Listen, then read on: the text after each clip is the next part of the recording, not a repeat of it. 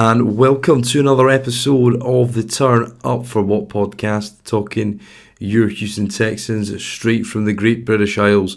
As we delve into this draft class a little more, we got to go back to the double Bama take in the second and third round this year, and I'm delighted to be joined by Dave from the Alabama Football Podcast. Dave, how you doing? Man, I am doing great. It's nice to get to talk a little football in the off season, and I appreciate you guys having me on. No, appreciate it. How was last year? Not quite there in terms of the pinnacle of college football, but a program that's always there or thereabouts, and managed to do that despite Bill O'Brien. You got me on that one. I think O'Brien did pretty well his first year at Alabama. I'm glad he came back. For a second year. There's a little bit I think of he was wearing so many hats at Houston, and I for my money and curious what you guys may think. For my money, I thought he had some success at Houston. Maybe wore out his welcome, and maybe stretched too thin, wearing too many hats. I think when he got back to college and just focused. He didn't have to run a program. He didn't have to, he just had to run an offense. And it seems like he got back to his roots and had a good season. I think the season overall for Alabama, and no one has sympathy for Alabama, and I understand that. It was a little bit of up and down. There were parts of the season I thought we would achieve what we did or better, and there was parts of the season where I thought we were a 3-loss team. And to get where we did, in that moment with the lead 11 minutes into the fourth quarter, you think anything's possible. It slipped away from us, and I think there was a time frame in October where I would have signed up for that, but that night it was disappointing, of course. Yeah, no, absolutely. I think abundance of talent there on that roster, as always. There's a lot of parallels between the Bama program, New England, Nick Caserio being here. What do you say how would you describe how Saban looks for players, and what sort of typifies the Bama prospect, of which there are many in the league? Yeah, there's so many in the league. It used to be, which team is going to be our favorite team because they have an Alabama player, and now there's so many sort of across the league. Saban, he's amazing on so many levels, and again, people are tired maybe of the Alabama story, but he has a profile of what he's looking for at every position, and it's a little bit of a height and weight situation. He knows what recruits he's looking for at what position, what he needs to run his schemes. It's evolved over the time, that he's been at Alabama 14 years now. It's certainly evolved as the game has evolved, but he's looking for. He's sort of got predefined criteria, and a lot of those guys are 5 stars, but some of them are 3 stars, and they come in and they're just as successful as some of the other. And he does not leave any stone unturned, seemingly so, in terms of bringing in that talent.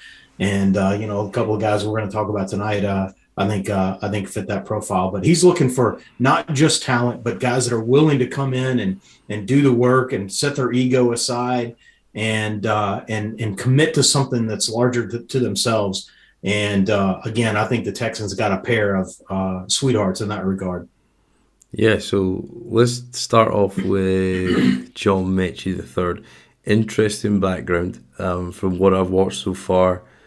Dave is a hell of a release at the line of scrimmage. Hops, skips, jumps, gets people guessing, waits for the corner to guess the wrong way and cuts. Not like an overwhelming athlete by any stretch of the imagination, but there's just something very crafty, very nuanced, and very intentional about the way he goes and runs routes. Now, obviously, going to clear up the drops and what have you. First of all, do you agree with that assessment? What do you think? You nailed it. You nailed it. Metchie's he's a tactician, and I wrote down a couple of things just in my notes, and the 3 sort of characteristics I put around Metchie are tactician. He's not afraid of competition, and he seemingly has no ego, and that's certainly what we experienced at Alabama. But yeah, this guy is a player. I can unpack any of that you want to, but I don't want to take away from your questions. Yeah, no, absolutely, go for it. I think it's what would you what would you say Metchie's role is? Because I know he's played on the outside. He's a lot of his bigger plays come from the slot. But what sort of role do you can envisage for John at the next level? I think I call him Metch, right? I think Metch is going to be. I think he's a slot receiver. I don't think, and this was kind of the dude's not afraid of competition. When he came to Alabama, he joined a roster that had Smitty and Ruggs and Judy and Waddle, and so he said, "Hey, I want to go to that team." And so the guy's not afraid of competition. He's willing to step in. He's willing to set his ego aside, and just incredible characteristics. By his sophomore year, his freshman year, he played in every game. His sophomore year, he was emerging as a game breaker, even amongst some of those players still being around. And when we got to what was his junior year, his last season at Alabama, those names had all left. And so the biggest, not knock, but the biggest question mark I had going into last season is, can he be a number one receiver? He's played all of this time getting the second cornerback, maybe getting the third cornerback, maybe getting a safety. And how can he compete as a number one wide receiver? And then here comes, Jamison Williams into Alabama. And so we really had two number ones, and so he was still getting that second corner. I still think that's a fair question, but I think it's almost an inspired pick that the Texans have to bring him in as a number two, beside Cooks. I had to look up some numbers so I'd know this, but Cooks had 90 catches and the next receiver had 30 receptions, and it's almost like here's where John Metchie fits, just right in the middle of that. And so if he comes in and has 50, 55, 60 catches, I'm not going to be surprised at all. And it's not that he can't be a number one.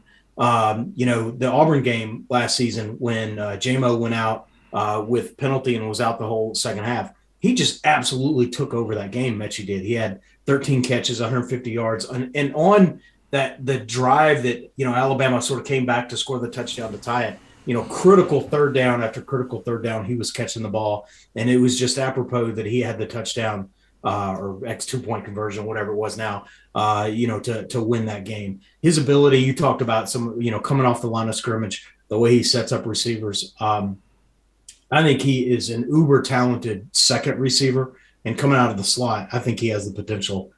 He's got to get healthy. We've got to figure all that stuff out. But I think he's an inspired pick to, picking a player that is potentially plug and play with what's already on the ground there in Houston. Yeah, and do you see him like as an already refined guy? And if so, do you think that limits his ceiling, or do you think there's more to be had there, because he's pretty polished for a guy, so with such experience, Yeah, it's a great question, and with a step up in talent at the NFL, he put up really good numbers last year. 96 catches, 1,100 yards, eight touchdowns. If he never hits those totals again in the NFL, he can still have a really long career and be really, really productive. Over his career, do I think he's a number one receiver? I don't. I think he's a solid number two. But the way the NFL is going, everyone needs 2 and 3 and sometimes 4 high caliber wide receivers. And so what we might call a quality number 2 receiver today, years ago might have been something different. I think he's going to find. I think he's got the talent, the skill set to really find a home. I think at the number 2 receiver. But again, as much as the game is opening up and depending on rosters, I think he would be a talented number 3 receiver. I don't know that he sort of breaks into that number 1, being real candid with you. But I think with the way the NFL is going today, drawing that second corner, maybe that slot corner. I think he can be very, very productive at the next level. And it's been kind of talked about, and I suppose it kind of sometimes overshadows, but he's lived in a number of different countries. He's had an enlarged heart and stuff. He's obviously got the injury just now. Knowing the type of guy that you've grown to know over the last number of years, what's the character like, and do you think there's enough mental steel there and to come back from this injury and be just as good as he was before athletically? I think so. I mean, there's the medical piece of it. You almost never know, but where medical technology is today, man, players are coming back faster. The fact that they're even saying that he could potentially be ready for the season Hmm. is, I'm old enough for that to be amazing to me. And I think he will come back. I think his mindset and his persona, I think he's going to do really, really well. I mean, he knew that, the competition that he was coming up against coming to Alabama, there was something more than he wanted, something more he wanted out of the experience than just to be a day one starter. And I think that shows in his game. That he learned from the players ahead of him. You talk about his release and the options that he has coming off the line of scrimmage. I call him a tactician. I think he learned that, and he's now ready to turn that over, to the next level. I don't think he's gonna, he's subverted his ego. Like you said, he's from multiple places. He was born in Taiwan. He lived in Canada for quite a number of years. You guys may actually, he was drafted right by British Columbia, right? And so there's a little bit of, jokingly, I might say, a little bit of competition for a signature. But I thought that was a good touch. Them bringing him in, during COVID, and everyone sort of has a COVID story, but because he was coming down, there's just so much family in Canada that it was over a year that he didn't get to see his family other than just Zoom calls.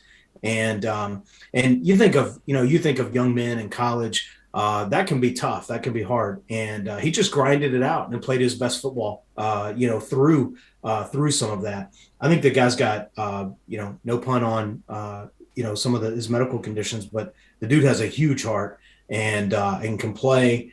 I think he's one of the guys you can plug and play and not really have to worry about, but he's going to contribute and over time grow into hopefully a fan favorite. That's certainly what I'm rooting for him there in Houston. Yeah, is it a play or a moment or an interview or anything? What would be your kind of defining moment of John Metchie that you'd say sort of encapsulates the player, the man, etc.? I tell you, he has been played, at times with drops. He wears that, but he's so much more than that. There's always a lot of plays early on when he was playing, and he just emerged from nowhere, catching these long touchdowns. And again, some of that was coverage because there were other receivers in play, and no one knew who John Metchie was. But later in his career, I think a sort of a defining moment. And it's one of those moments that, and I say this on our show, that sometimes there's moments in a game that get lost to history. And sometimes those are the moments that sort of define, what really happened. And so I look at the Auburn game where Alabama by all rights should have lost that game. Thank God we didn't. And, we were back just over a minute, whatever it was, on the 3-yard line, and had 97 yards to go to try to even just tie the game to get it to overtime. And everyone's going to remember Ja'Cory Brooks's touchdown in the end zone, phenomenal catch, true freshman, all the poise of Bryce Young. Everyone's going to remember all those things, and they absolutely should. But that first possession, or that first series on that possession, Alabama got to third down, and critical third down, backed up to the goal line. And the coaches called Metchie's number, and he called just a nice little in route, got the first down, and everything seemed to exhale, seemed to settle down. There's moments sometimes where all we need is a first down. Just get us the first down, and we'll figure it out from there. And we went to Metchie. He made that play, sure-handed, caught it with his hands, got the first down, and it was like the whole offense sort of exhaled, and then they went on to do what they did. And one of those moments sort of lost in time. But that, I think, for me, is a defining moment for John Metchie. Yeah, it's an underrated skill set, and I think something that we've missed probably since the trade of DeAndre Hopkins, of a guy who consistently move the chains, can do the dirty work inside. It's not going to make the highlights on ESPN, but it can certainly define drives and define key points in games. So if Metchie can play that role this year, then it'll be a great addition. Now, he can be dangerous getting over the top too. And if they're like, "Oh, we're going to cover him up close," he can burn him over top. You guys are going to love him, I think. And I think that's true. And do you see his sort of functional long speed being a weapon just as much as he's route running? More is route running. I mean, I think he's fast. He's not as fast as some of the other guys that we've talked about. And does he have top end NFL speed? I wouldn't say that. He's got really good college speed, and I think his route running makes him a little faster because he's able to get that extra separation. Yeah. It makes him a little faster maybe than he is, but I think he's going to be effective. Yeah, that's it. Playing speed versus running 40. Exactly. Yeah. And shorts Exactly. and t-shirts, all Yep. very different, isn't it? Yeah, so no, functional playing speed. Yeah, well, hopefully he can be doing that inside for us this year. Obviously, and you've got to hope the injuries, etc., left them somewhat overlooked in the later stages of the process, and maybe gave some teams concerns. And the Texans traded up to number 44 to get him, gave up significant capital to go and do that. So let's see if Nick Caserio's faith is well placed. Now, the second pick in the third round, which we traded up to get from 80 to 75, was Christian Harris. Now, what was your thoughts, Dave, in terms of Christian going into this process? Where did you kind of expect him to land?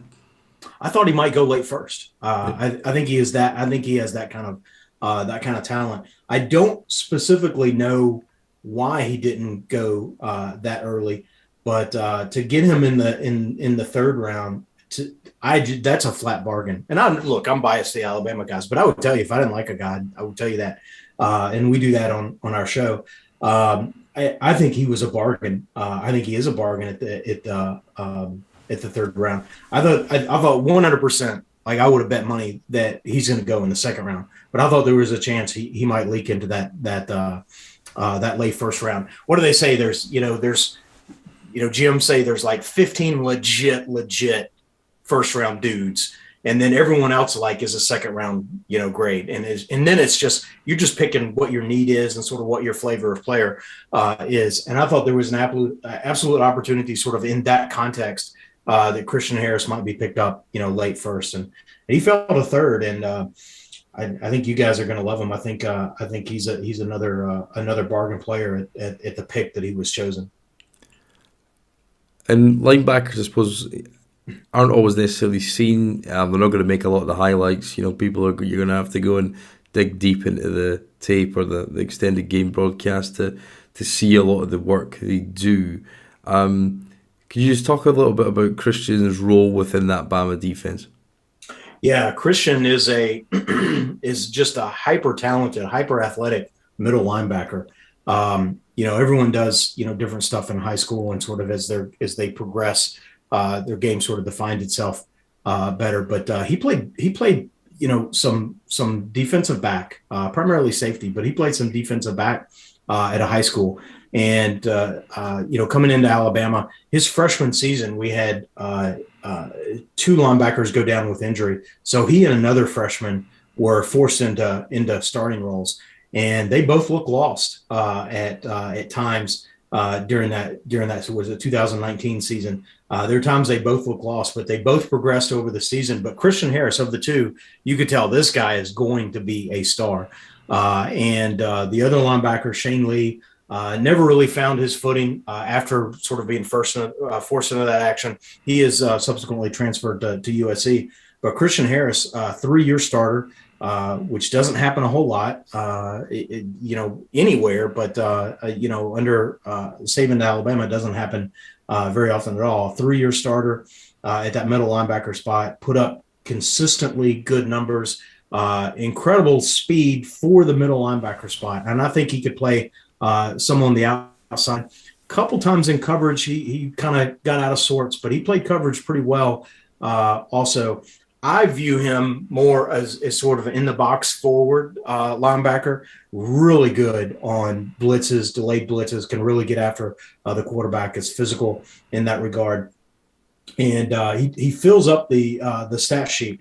This last season, he was number 5 in tackles, number 3 in sacks, and is sort of tied for third in pass deflection. So very active and instinctive.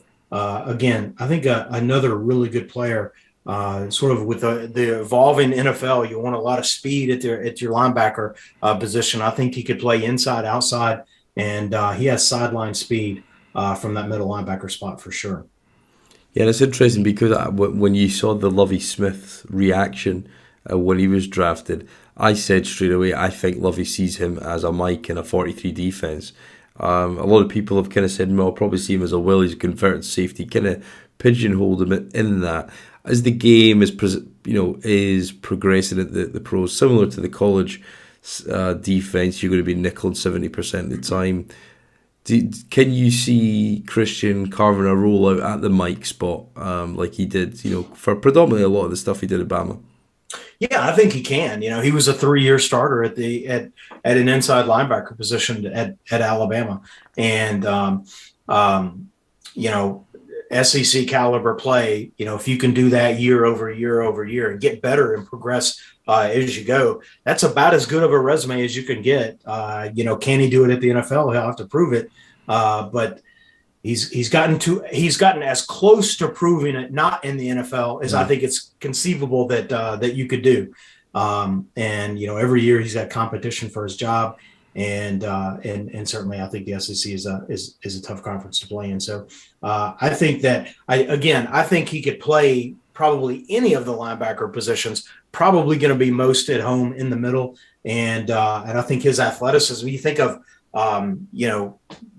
bigger, more sturdy, maybe less athletic middle linebackers. I think he brings athleticism from the outside to the inside, and I think he's going to have a lot of opportunity to do well at the next level. Yeah, and Christian was a guy that they chose to put out in front of the media. Came across pretty well, reasonably polished. He made quite an interesting comment. He said about how did this prepare you, and he said, well, I was at Bama, so and I get it, sort of thing.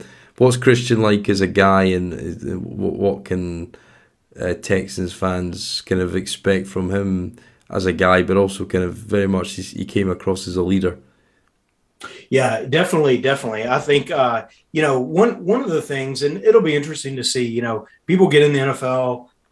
They make their money, and then maybe they do things that have been off script. And Alabama's had some of those guys too. Probably every program does.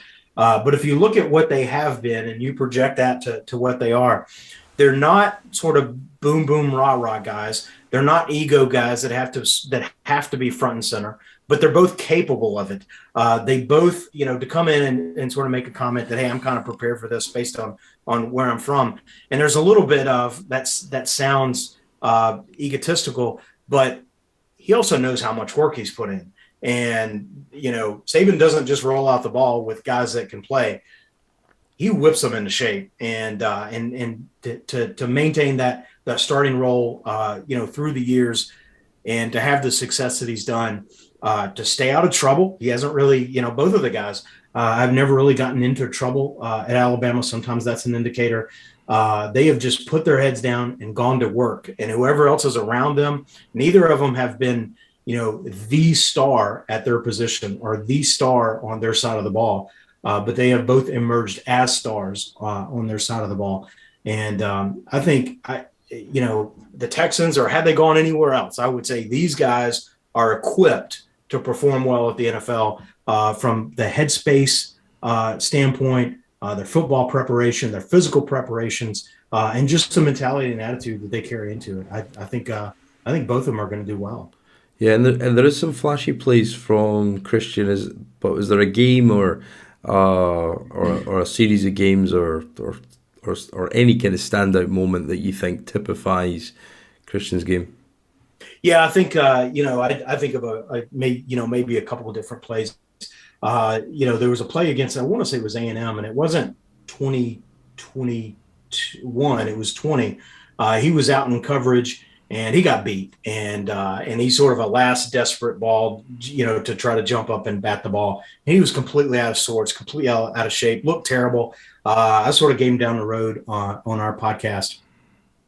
And later that season, next season, whatever it was almost the exact same play. It was a wheel route out of the backfield, and he was beat. And I kept saying on my podcast, he didn't need to jump. He didn't need to try to look like he was making a play. He just needed to turn, charge, and bat the ball. And he didn't the first time. The second time he did. It was almost the same play. It was a wheel route. The running back got ahead of him, and rather than sort of flail, he put his head down and ran and ended up making a play on the ball. And so just that growth, that evolution in my mind, stand out.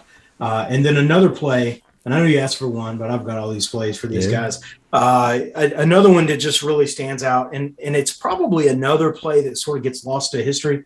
But in the 2020 season, Alabama's playing Florida in the SEC championship game, and Florida's given Alabama everything that they want, more than they want. And Florida has the game with just seconds left, and every Alabama fan is just a little bit nervous. Like, we think we got this, but man, the way we've been playing and the way Florida's playing, we just don't know. And to end the game, Christian Harris blitzed and helped sack the quarterback and just effectively ended the game.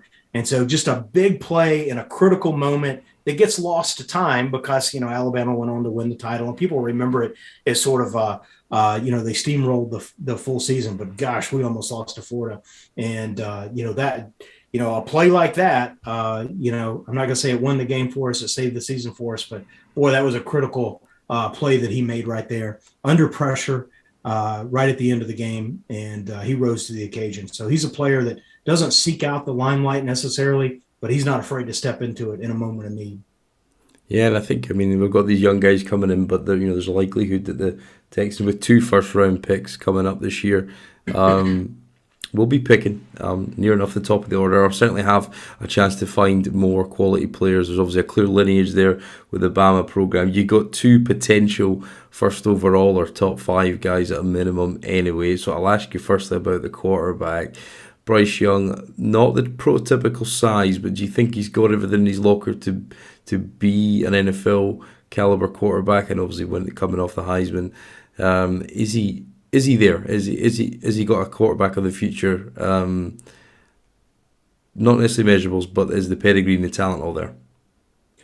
I think so. I do. And when I look at in it's just an incredible time to be an Alabama fan, I guess. But you look at Tua in the league and Jalen. I know we went to Oklahoma, but he came up through Alabama and Mac Jones.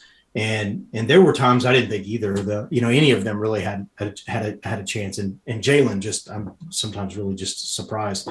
Mac Jones, over the evolution of his time at Alabama, never would have guessed that he would have even started games to consider where he is now. And so I don't know if that makes me perfectly qualified or perfectly unqualified to answer the question, but I think Bryce he brings some of the best of each of those players. He's not afraid to stand in there and take a hit. He can run, although he doesn't seek to run, and his ability to sort of throw off platform or on platform. Sometimes he'll make a play and I'll say, gosh, that looked like Mac Jones. Sometimes he'll make a play and I'll say, gosh, that looked like Kyler Murray. Sometimes he'll make a play and I'll say that looked like someone else. He personally patterns his game after Russell Wilson, and sometimes you kind of see that emerge. He's certainly not a tall quarterback. He's a shorter, but you get the reps behind a tall offensive line in college, and maybe the height sort of levels out. I think he has an opportunity to be successful at the next level. I'm looking for him to have one more really good year at Alabama, but I think he's going to be in the running. And the quarterback is a position is highly valued, sometimes on the cusp of overly valued. And so if he puts up numbers similar to what he did last year, he will, by default, be an early round, an early pick, just by nature of the position. Yeah, and obviously you've got a highly touted and really fun to watch, and just a stat machine in Will Anderson, 18 sacks, 30-odd TFLs last year, just unrivaled numbers for college production. How do you see that? Well, first of all, do you see that being applicable in a 4-man front at the next level, or is he more an outside linebacker? And what do you think the kind of projection for him is? Oh, they'll find a role for Will Anderson. They've got these sort of these in some of these fancy malls. They've got these Build-A-Bear workshops, so you can build your own custom teddy bear. If they had a Build a Linebacker workshop, you'd be coming out with a Will Anderson. He is just that put together. that talented, that ferocious. There were times, and look, this was a theme of our podcast last season. We talk about the offense, we flip over and we talk about the defense, and we'd always sort of lead with Will Anderson. And week after week after week, it became just the same, the same conversation every week. You'd look at his numbers and you'd say, I thought he had a better game than that. And it might be, 8 tackles, 2 sacks, 3 quarterback hurries. And you'd look at that and you'd say, oh, I thought he had a better game than that. And that's an impressive stat line. But the way that he was impacting the game, when either literally he was making the play, or he was disrupting. Saban says affect the quarterback. It doesn't have to be a sack. It doesn't have to be a play. But if you affect the quarterback, then you contributed. And that's not a stat. There's no metric for that necessarily. But gosh, if you could put a number on that, he so affected the quarterback last year. Alabama, due to injury at the other linebacker spot, Alabama had 3 different players at the outside linebacker spot on the other side. And the third guy at the other linebacker spot, Dallas Turner. Now, I think he's going to be an athlete in his own right, but he had multiple 2-sack games down the stretch, the end of the season, and equal parts. That's Dallas Turner's talent, but it's also we've got to block Will Anderson. We'll figure out the freshman on the other side, and so they were drawing protection to Will, which allowed Dallas Turner to make plays. So Will Anderson's is a guy. Boy, he'll go early next year because he has the ability to impact games, even when he doesn't, even when he isn't the one bringing the ball carrier to the ground. Yeah, and would you? I think it's probably a straightforward question, but would you rank up? Would you rank him above Ian Hutchinson, Trayvon Walker, Kayvon Thibodeau? You think he's a tier above that? Certainly his production suggests that. Does the talent tape suggest that too, you think? I think it does. And that's sort of a bitter question for some Alabama fans with the awards that. And look, I'm not mad at Aiden Hutchinson so much. I've watched some games with him, and he looked very, very impressive. Did he look Will Anderson to me? No, he did not. And I'm not just saying that as an Alabama guy. I've watched him play, but he's very, very talented. Hutchinson is, but. That night, when he was winning awards and he won a Buckus or something, and then he was on stage at the Heisman, I thought, boy, there's a better outside linebacker. There's a better outside linebacker / defensive end in this country than that one, and that's not taking anything away from Aiden, even though it probably sounds like it does. Yeah, no, absolutely. And is there any other guys that your personal favourites or can't miss names that aren't maybe quite top 3 picks, but that Texas fan might want to keep an eye on, maybe later first round or what have you, that you expect to declare for the 23 draft? I think there's some. I think Alabama is going to be pretty deep at the safety and corner positions, primarily the safety positions, and I think there's going to be some interesting guys to watch there. John Battle came back, and Jordan Battle came back, and he's going to be a 4th-year starter. Which is really unheard of. And he's really a leader on the defensive side. I think he's going to be someone to watch. DeMarco Helms is sort of platooned at more of a strong safety position. He's one of the first off the bus type guys. He is really put together, really, really big for a safety, and probably needs to get a couple. There is not a single game where he doesn't make a big play. And then there's almost not a single game where he doesn't make a little bit maybe of a bonehead play. And so you kind of, I think we platoon him to sort of play the odds. At least that's my theory. And so I think some of that will coach out of his game. He is hyper athletic, super talented, big for his position. And I think he's someone to watch for. And man, if I can give you 2 more, just absolutely playmakers, and they play sort of slot corners. But Malachi Moore and Brandon Brooks, wow, those are going to be 2.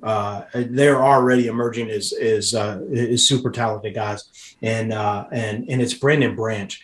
And if they come on and do this next year, sort of the flight path that they've had the last couple of years, they're going to really. It's almost we have too many players with star potential in the secondary to really get them all in the field. But that's four right there. I feel really good about, and so they'll. I think they'll be fun to watch, and Yeah. they'll all be. Excuse me. They'll all be draft eligible next year.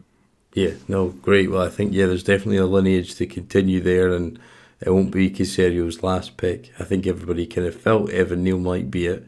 We went with Stingley, but certainly made up for it in the later rounds to get some of the premier talent in the SEC. But Dave Osnett from the Alabama Football Podcast, thank you very much for your time. Really appreciate the insight, and great to get a bit more of a handle on these guys that are hopefully going to turn into stars in Houston for us.